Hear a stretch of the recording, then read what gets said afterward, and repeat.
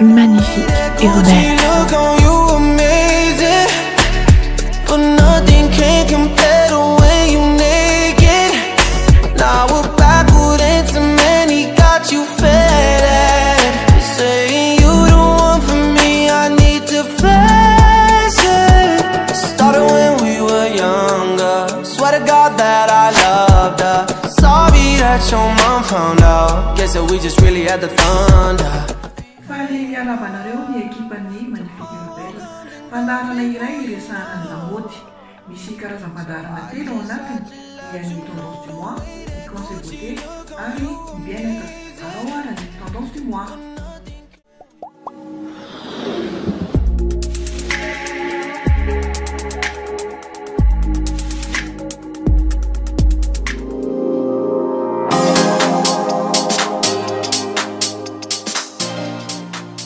Mbola tsy miala amin'ny loko marevaka isika izao. Ny loko ranoray no tena malaza. Raha miresaka ny hoe marevaka isika dia tsy hoe imprimé na fleuri marevaka no resahana eto, fa ny loko rano iray marevaka no mena lanja. Ny loko argenté marevaka araka izany anarana izany, ny lokom-by ihany koa dia misintona maso. Ny mbola fiverenan'ny lamaody tamin'ny taona 20 foana no tena mibahan-toerana amin'ity taona 2024 ity. Ny modely na ny style akanjo izay hoarahantsika eto. Ny toy ny pataloha tena farany taille haute sy ny fiverenan'ny jean neige izay aforotra miakatra mampiseho ny cheville toy izao no tena lamaody ankehitriny. Ny tanora no tena mankafy azy ity eto amintsika.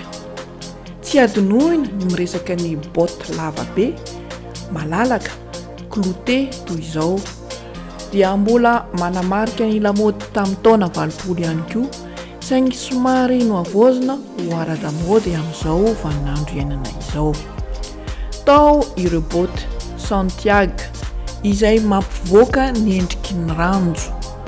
Asa raha ho tian'ny malagasy eto izy ireny, fa tsy ho adinoina nefa ireo saisay ka dia ho faly tokoa raha mahita ity fandarana ity. Amin'ny akanjo ambony indray dia miverina ankalazaina ny manche bouffante XXL na ilay farany tena gonflé ireny. Malaza koa miaraka amin'ny épaulette métallisée toy ireto.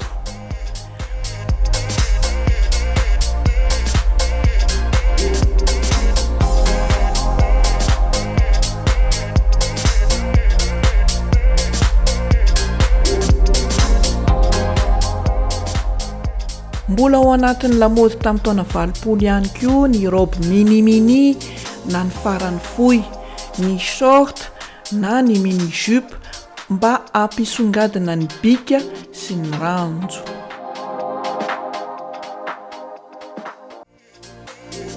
Ny fandarana moa dia manolotra ireo hevitra ho an'ireo mety ankafizitsika na ireo mety ho alaintsika lamaody, ary indrindra manome anao ny mety ho toy ny tendance amin'izao fotoana izao.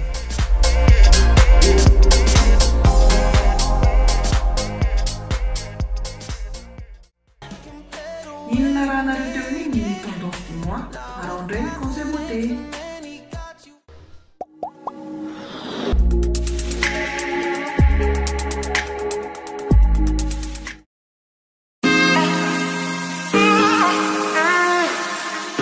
Ny conseil beauté atolotra anao anio dia ny olombelona sy ny solomaso.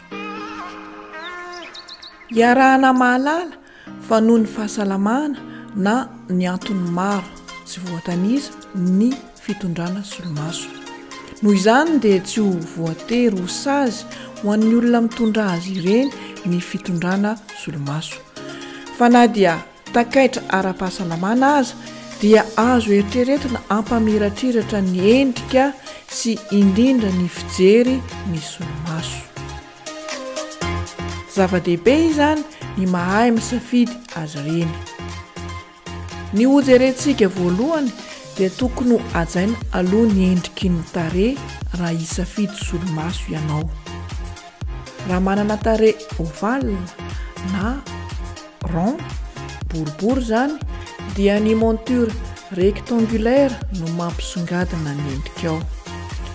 Ny hoan'ny endrika efajoro indray na carré dia tsara misafidy ny solomaso soma ovale izay manalefaka ilay tarehy no tena manendrika anao. Ho anareo manana tarehy lehibe dia alaviro no misafidy ireny solomaso kely ireny. Ary raha somary mandromandro maso ianao dia safidio ny solomaso à papillon fa mampisongadina ny masonao ireny. Raha manana endrika kely moa ianao dia aza mba misafidy ireny solomaso ngeza be ireny fa mety tsy ho fantatra intsony ianao ao anatiny. Tandremo fa na dia ny solomaso aza no resahana dia tsy afaka misaraka ny endriky ny solomaso sy ny sourcils izay tokony tsy ho taky ny solomaso mihitsy izy io. Ny monture tsara indrindra dia manaraka ny ligne naturelle ihany.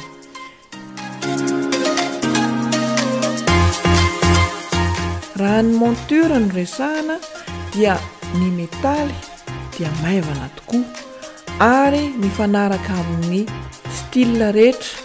Efa misy manara-damôdy amin'ny izay endry ny tiavanao azy sy vaovao izy amin'izao fotoana izao.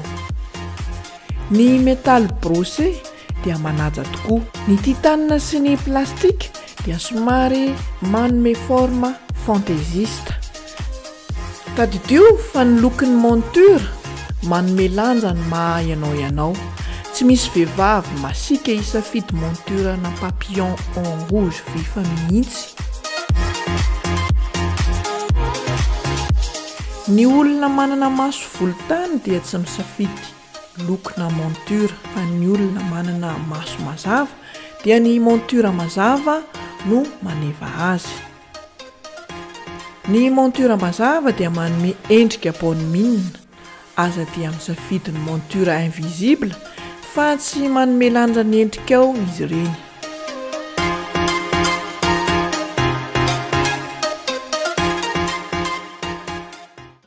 Ya, hiditra amin'ny bien-être antsika izao anao ary.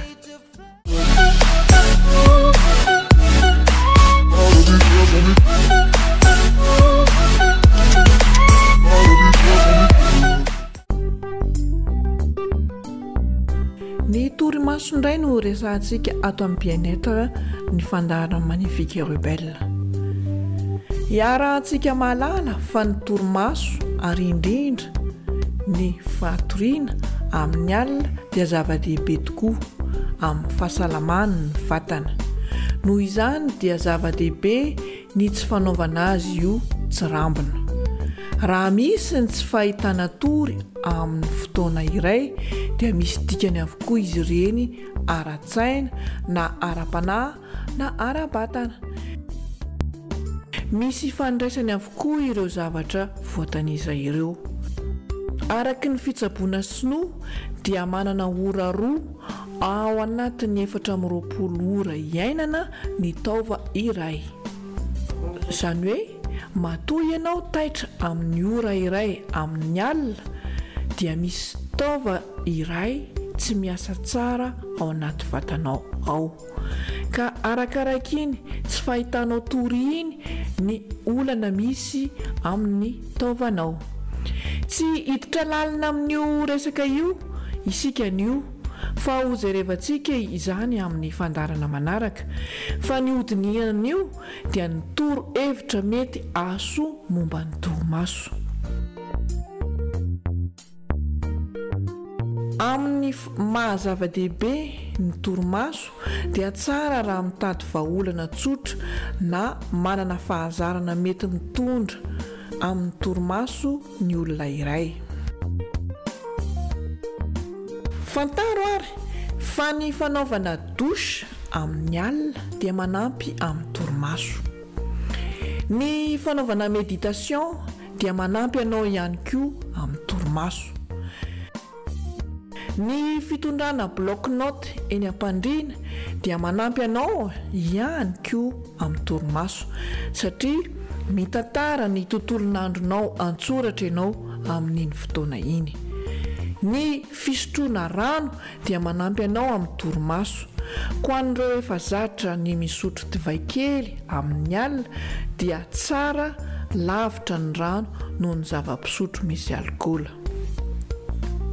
Ny sport ihany koa amin'ny alina dia mitondra anao any amin'ny fatoriana lalina noho ny fahavizanana azo ny vatanao. Alaviro ary ny smartphone sy ny tablette ary ny finday. Fa ny jiro manga voaka ny telefônina iray dia manakorotana ny torimaso. Aza dia misakafo mazefatra amin'ny alina fa manakorotana ny taovam-pandevona-kanina izany. Tokony anana fotoana fatoriana matotra, tsy tia miovaova koa isika. Aza dia miara-matory loatra amin'ny biby fiompy satria raha tia anana torimaso mamy ianao dia tsara matory lavitra azy ireny. Fantaro ary fa amin'ny ankapobeny dia tokony atory ao anatin'ny 7 ora ka hatramin'ny 8 ora isan'alina ny olona iray.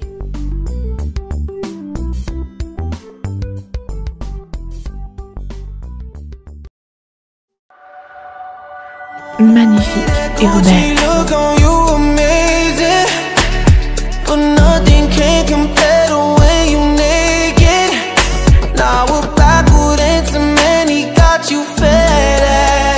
Saying you the one for me, I need to face it. Started when we were younger, swear to God that I loved her. Sorry that you Magnifique urbaine. look on you